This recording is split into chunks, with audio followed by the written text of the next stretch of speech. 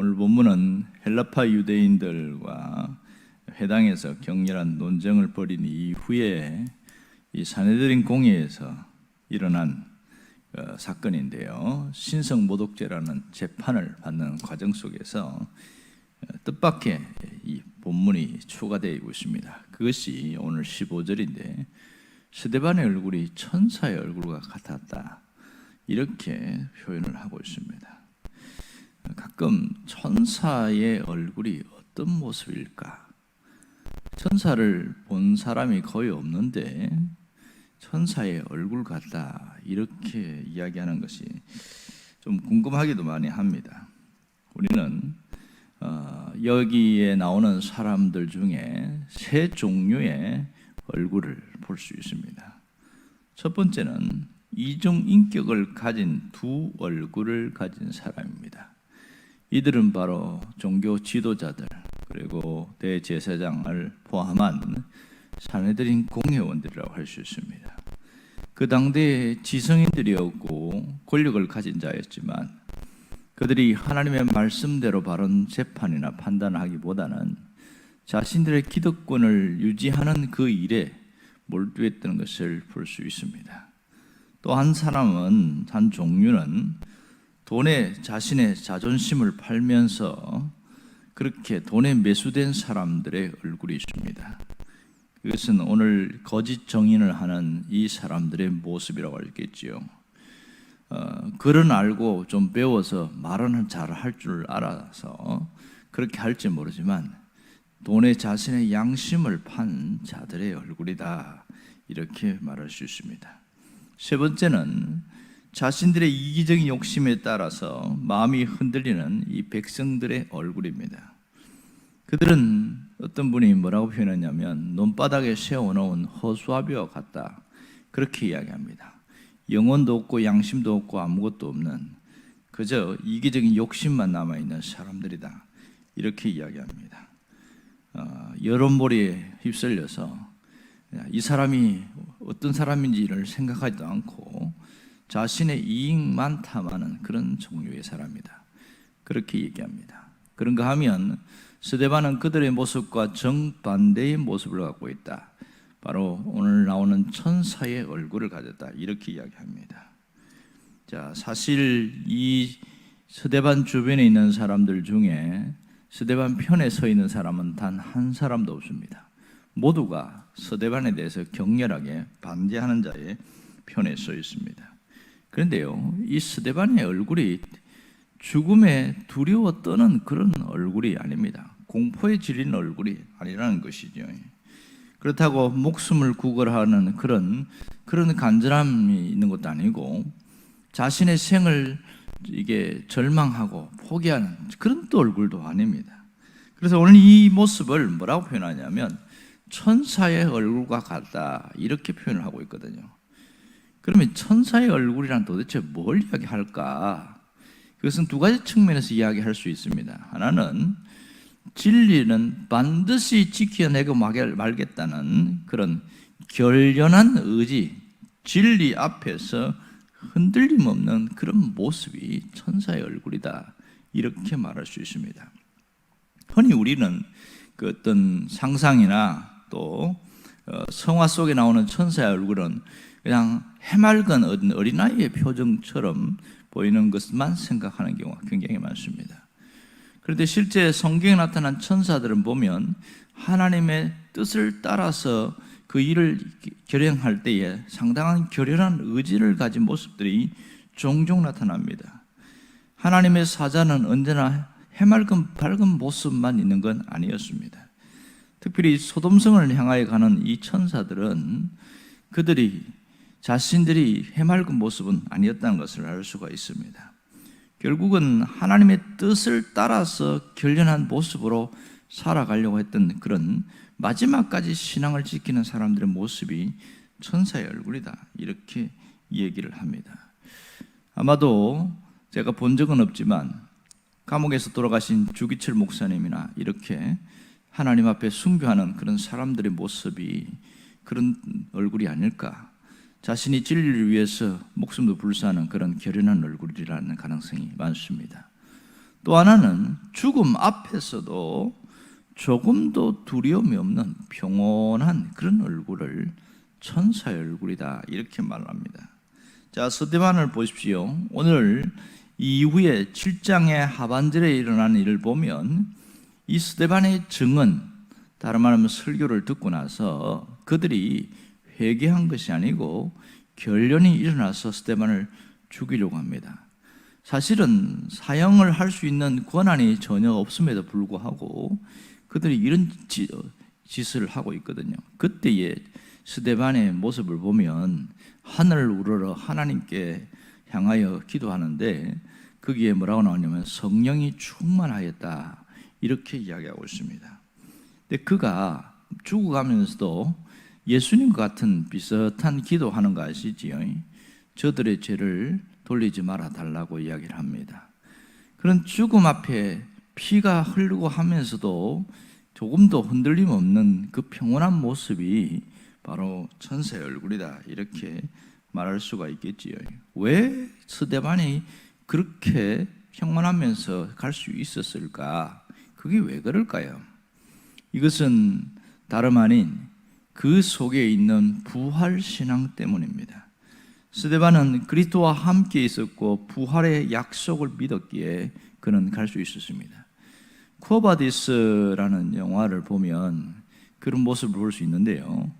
그 원형 경기장에서 네로 황제가 기독교인들을 잡아놓고 남자들은 십자가에다가 나무 십자가에 세워놓고 거기다가 화형을 합니다. 불을 태워서 화형을 하고 또 여자들과 어린아이들은 원형 경기장에다가 모아놓고 거기에 이제 사자들을 풀어가지고 죽이는 그런 모습이 나오는데 그때 이 베드로가 피신해서 가다가 주님의 음성을 듣고 너 어디 가냐 그렇게 이야기하는 거예요. 예수님이 환상 속이죠 아마.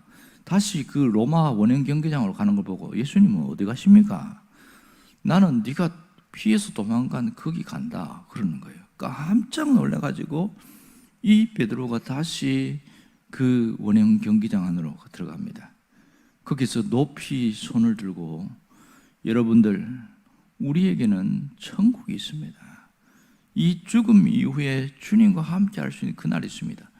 그렇게 소리칠 때에 그 모습을 보고 이 원형 경기장에 있는 여자와 어린아이들이 두려워 떨다가 갑자기 태도가 바뀌었는데 누군가가 찬양을 부르기 시작합니다. 찬양을 부르기 시작하는데 다 따라 부르는 거예요. 한 클로즈업을 하는데 어린애는 무서우니까 엄마 너무 무서워요 그렇게 하니까 걱정하지 마라. 우리가 지금은 무섭지만 주님이 우리를 기다리고 계신다. 그렇게 하면서 애도 같이 흥얼거리면서 찬양하고 그러다가 사자가 불구하는데 그렇게 다 죽었지요. 그 일설에 의하면 네로 황제가 미친 결정적인 이유는 바로 이 모습 때문이다 이렇게 이야기합니다. 사람이 죽어가면서도 어떻게 저렇게 노래를 부르고 웃으며 죽을 수 있냐? 이 불가능한 일이다. 아마도 네로 황제가 이 모든 것이 끝난 이후에 그 신하를 데리고 밑으로 와봤더니 죽은 사의 얼굴이 환하더라는 거예요. 여기부터 네로가 미쳤다 그렇게 나옵니다. 그래가지고 막 측근들도 죽이고 부인도 죽이고 자식도 죽이고 뭐 이런 일을 했다. 그런 이야기가 있습니다. 죽음 앞에서는 모두가 벌벌 떨고 공포와 두려움에 휩싸입니다. 그럼에도 불구하고 참 신앙을 가진 자, 부활 신앙을 가진 자들은 죽음을 두려워하지 않는다는 사실입니다. 오늘 우리에게 주시는 이 영적인 교훈은 바로 그것입니다. 그리스도인들은 천사의 얼굴을 가진 자다 이렇게 말할 수 있습니다. 다시 말해서 참된 그리스도인들은 악마의 얼굴을 할 수가 없다 그런 말이 되겠지요. 그러나 돈주머니나 챙기려고 하고 자기 자신의 이익을 챙기려고 하는 사람들은 그런 천사의 얼굴과 전혀 비할 수가 없겠지요. 사실 예수님이 걸어가신 그 십자가의 길을 보면 예수님 자신이 결연한 모습으로 십자가를 지고 갈 때에 그의 모습이 천사의 얼굴 같았다 그렇게 얘기하는 분들이 있습니다. 왜냐하면 마지막까지 주님이 영광스러운 얼굴로 마지막까지 그에 있는 사람들까지 용서하면서 그렇게 끝까지 갔습니다. 물론 고통은 고통대로 따로 있겠지요. 그러나 아버지여 나의 영혼을 받으소서 하면서 운명하기까지는 바로 주님의 얼굴이 천사의 얼굴이다, 이렇게 이야기합니다. 자, 오늘 뒤에 이어지는 사도행전 7장 후반절에 보면 스데반이 돌에 맞으면서 때에 성령이 충만했다, 그 얘기를 하고 있습니다. 7장 55절에 보면 그 얘기가 나오거든요. 성령이 충만했다.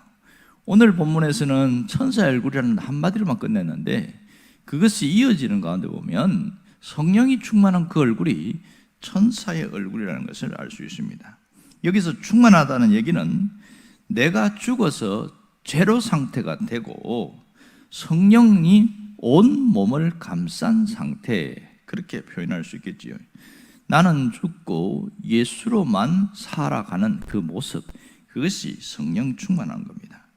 결국은 이 스데반의 마지막 모습 보면 자신의 생애조차도 완전히 하나님께 맡기며 나아가는 그 모습, 이것이 천사의 얼굴입니다. 자기가 맡은 책임은 끝까지 다 하고 마지막에 뭐라고 이야기합니까? 주 예수여 내 영혼을 받으시옵소서. 이게 누가 한 말이죠? 예수님이 하신 말씀이잖아요. 똑같아요. 주여 저들의 죄를 그렇게 저들에게 지우지 말아 달라고 하는 모습이나 마지막 내 영혼을 받아달라고 할 때 이것이 바로 주님의 모습입니다. 재미있는 것은 성경에 뭐라고 표현하냐면 누가가 이렇게 죽어갈 때 예수님이 하늘 보좌 우편에서 벌떡 서서 일어서셨다, 이렇게 표현하고 있습니다. 그만큼 이 스데반의 모습이 너무 감격과 감동이 되었다, 이렇게 알 수가 있겠지요. 여러분, 우리가 다 죽습니다.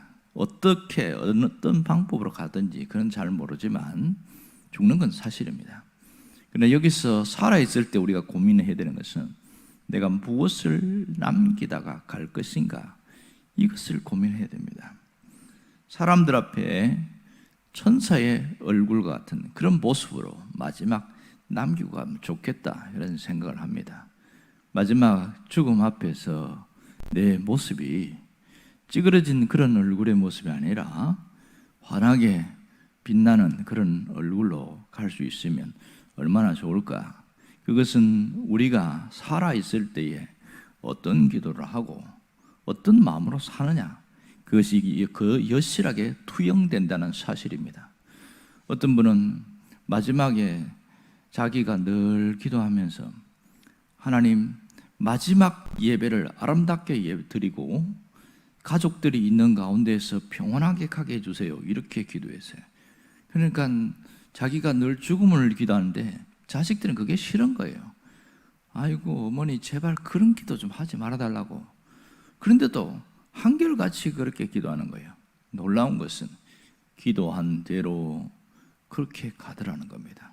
예배 아주 잘 드리고 자식들이 있는 데서 그렇게 평온한 모습으로 바로 가셨어요. 이 죽음을 놓고 기도하는 것도 사실은 굉장히 중요합니다. 우리가 어떻게 살까를 고민하지만 사실은 진짜 종말을 앞두고 있는 신앙인들은 어떻게 죽을까를 고민하면서 기도할 필요가 있습니다. 제일 안타까운 죽음은 아무도 없는 데서 혼자서 쓸쓸하게 가는 죽음이 될 겁니다.